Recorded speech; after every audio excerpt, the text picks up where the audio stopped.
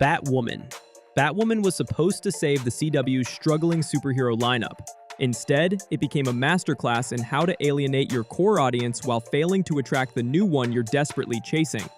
The show launched in 2019 with Ruby Rose as Kate Kane, a lesbian billionaire taking over for her missing cousin, Bruce Wayne.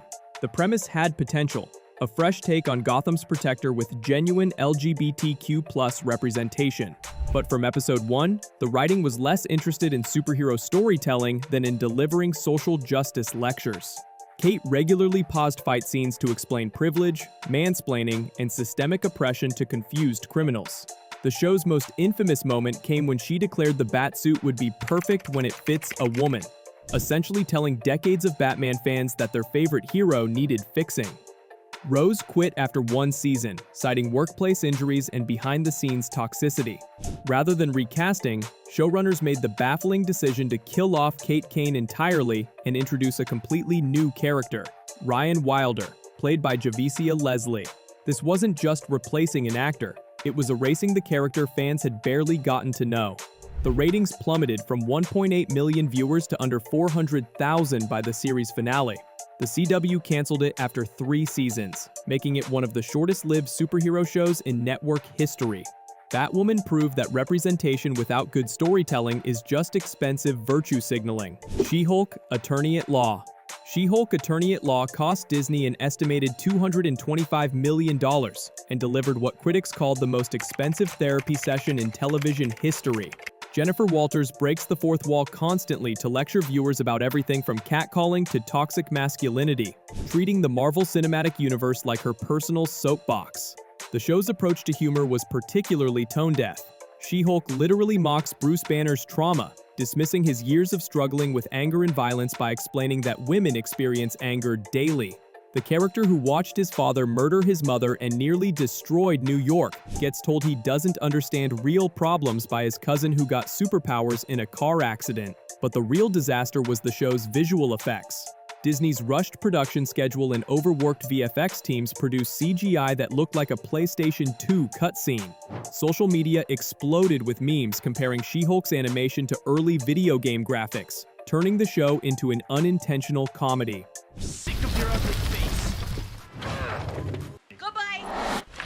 The series finale featured She-Hulk literally arguing with Marvel writers and demanding they change her story, a meta-commentary so pretentious it made Deadpool look subtle.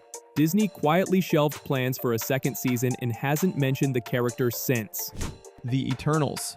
The Eternals managed to make a $200 million movie feel like a diversity workshop with a Marvel budget. Director Chloe Zhao crammed every possible checkbox into a single film. The first gay superhero, the first deaf superhero, the first Pakistani superhero, multiple interracial relationships, and enough social commentary to stock a college sociology course. The result was a nearly 3-hour slog that forgot to include basic elements like character development, coherent plotting, or entertainment value. Audiences were introduced to 10 new characters simultaneously, each representing a different demographic group, but none given enough screen time to become actual people rather than walking identity markers. The film's handling of its gay character, Phastos, was particularly clumsy. His sexuality was treated as his primary character trait, with other heroes acting surprised that he has a husband and child, as if immortal cosmic beings from space would share 21st century American hang-ups about marriage equality.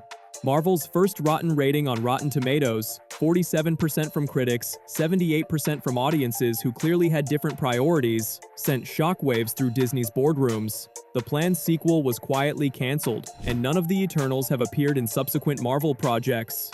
For a film designed to launch the next phase of the MCU, it became a dead end that Marvel pretends never happened. Ms. Marvel. Ms. Marvel on Disney Plus became the MCU's lowest-rated series, averaging just 775,000 viewers per episode. The show followed 16-year-old Kamala Khan, a Pakistani-American teenager who discovers superpowers while navigating high school and cultural identity. While the series received critical praise for its authentic portrayal of Muslim American life, it struggled to connect with Marvel's traditional fanbase. The show spent more time exploring family dynamics, cultural traditions, and teenage social issues than superhero action. Episodes regularly featured 10-minute sequences about wedding planning, immigration stories, and religious practices. The character redesign didn't help. In the comics, Ms. Marvel has stretching powers similar to Mr. Fantastic. The show inexplicably changed her abilities to purple energy constructs.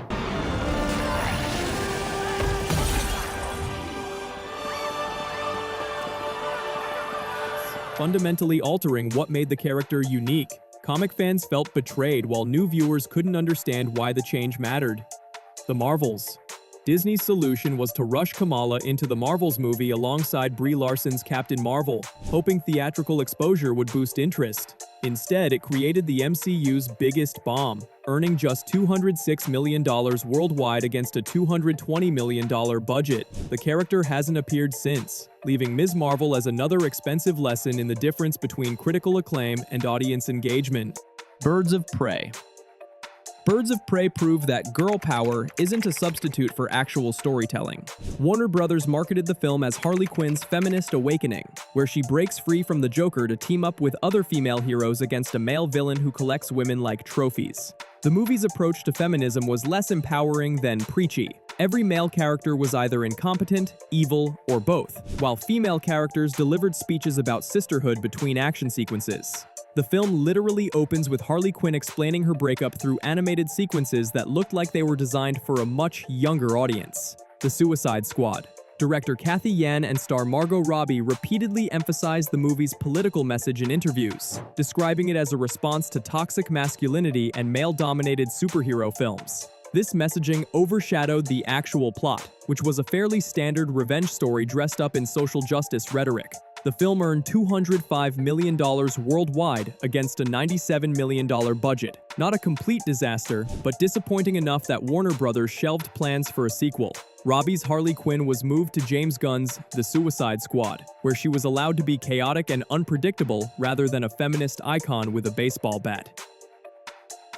Supergirl. Started as a promising Superman spin-off, but devolved into what fans called social justice, the show, by its final seasons.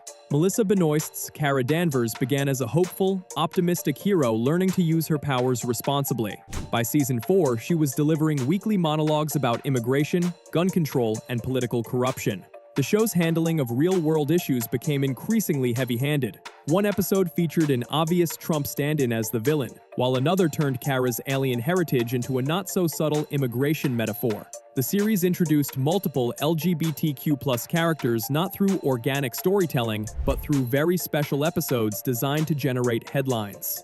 The final nail came with the introduction of transgender superhero Dreamer, played by Nicole Maines. While representation mattered to many viewers, the character was written as a walking educational pamphlet rather than a fully realized person. Her episodes focused more on explaining transgender issues than developing her as a hero. Ratings dropped from 3 million viewers in season 1 to under 800,000 by the series finale.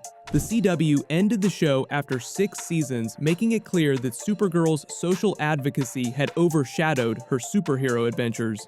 Here's the pattern. Every one of these shows confused representation with quality, mistook preaching for storytelling, and forgot that audiences want heroes, not lecturers. When your primary goal is sending a message rather than entertaining people, you end up with expensive public service announcements that nobody wants to watch. Superhero stories succeed because they offer escapism, inspiration, and the fantasy that good triumphs over evil. When creators use these beloved characters as mouthpieces for contemporary political debates, they shatter the illusion that made audiences care in the first place. The real tragedy isn't that these shows failed, it's that talented actors, writers, and crews poured their hearts into projects designed to fail. When studio executives prioritize Twitter praise over audience satisfaction, when they mistake controversy for engagement, when they forget that entertainment's primary job is to entertain, they create the very disasters they're trying to avoid. Want to see more entertainment industry failures explained? Hit subscribe and let me know which franchise meltdown you want analyzed next, because in Hollywood, there's always another beloved property ready to be sacrificed on the altar of social justice.